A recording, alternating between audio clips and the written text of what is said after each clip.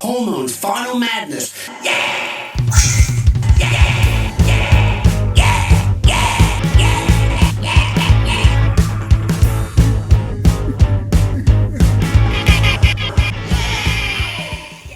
Hello everybody and welcome to Hormones Vinyl Madness episode 19. A big thank you to all the new subscribers, thanks very much.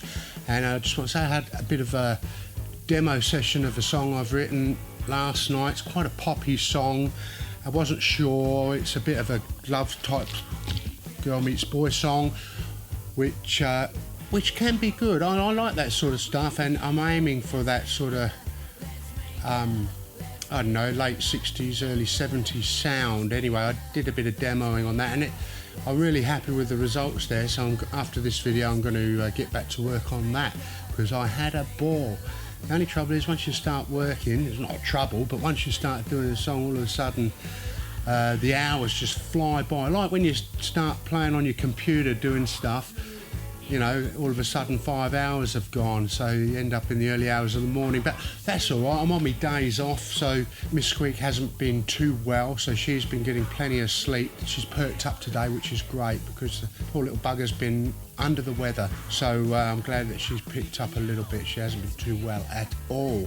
So anyway, 4 albums I've got, a couple of different things. This first one's quite sentimental, as far as it was my late dad's in his small collection. I'd say he got this when we got to Australia, maybe around 69, 70, maybe 71, around there, you know, because it's an Australian. The reason I say that, it's an Australian pressing. I couldn't find a date on it, and I haven't been doing any look. I'm going to start looking up, Googling things, but it's a compilation album called 24 Solid Hits, so they squeezed a lot on there. There's some good stuff on there. It's on the Majestic label, which is quite a nice label, Majestic Records. Just give you a look at that. It's quite a nice looking label, actually. And so I've hung on to all his. My dad passed away in a work accident when I was 10 in 1975, so but he's still very much so embedded in my memory and heart, and he was a great dad for the short time I had him. He was always mucking about and being silly. I suppose that's where I get it from. But anyway, so that was there. That's a good album. I'll just read through some of the stuff on it. It's got Indian Giver, 1910, Fruit Gum Co., Crimson and Clover, Tommy James and the Shondells, Mr. Sun, Mr. Moon, Paul Revere and the Raiders, the Turtles, Eleanor, the Group, Such a Lovely Way. I like that song. Blood, Sweat and Tears. So it's got all that sort of stuff on. On side 2, it's got Long Tall Sally, Little Richard, Mony Mony, Young Girl, Gary Puckett and the Union Gap, all that sort of stuff. It's not a bad album, actually, and even some of the stuff was older stuff then, I guess. I would imagine that being the case, it came out in the early 70s, you know. And of course my parents would have bought that back in the day, so that's an original. There's a few scratches on it. I don't know whether I did that when I was little or what, but anyway. Second one I got is another sentimental sort of album. My dad's dad, my granddad, he was a great bloke, very much big John Wayne's type sort of bloke, ex-Royal Navy, you know, and my other pop was in the army, you know. He was a Dunkirk veteran, and my granddad served in the Navy until they kicked him out in the end. I think he would have stayed there till the day he died. He was a chief stoker, he loved it, you know. But they were both great granddads, and he gave me this, not a music album, it's the English World Cup album. In 1966, England won the World Cup against West Germany, and this is an original release.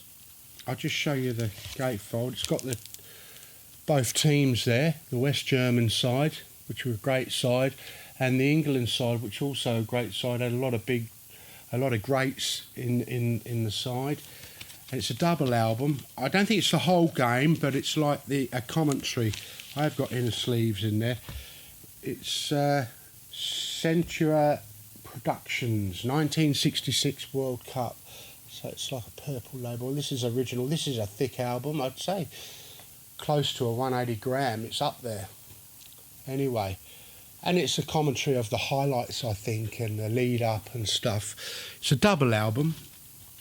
And quite a different sort of an album. I haven't seen anyone show one. That's not to say no one has. But yeah, I thought, oh, I'll get that out and give everyone a look at that. Of course, my inner sleeve that I put in there wouldn't come out.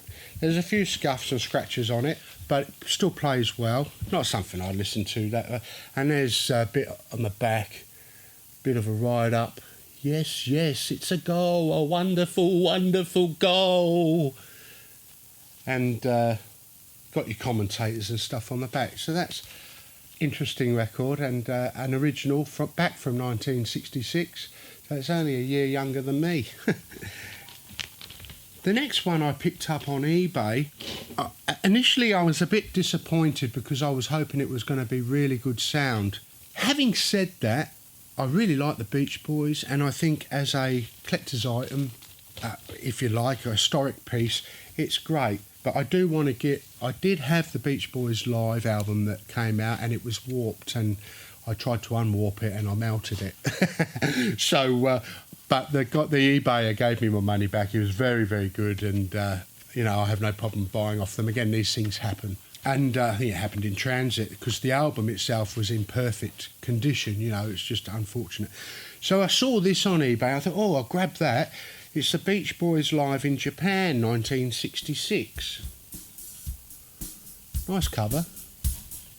It's still in its shrink. I've opened it and played it. There's a bit on the back. There, you can see that. Now, it's more or less a pirate. You know, it's a legendary radio recording. It's a rough recording, but I did listen to it, and I listened more to what they were doing rather than the fidelity of the recording, if you like. As I said, I was a bit disappointed at first, hoping that it was as good as the other album, but I'm still pleased to have it at the end of the day. It wasn't overly expensive. It's on nice blue vinyl.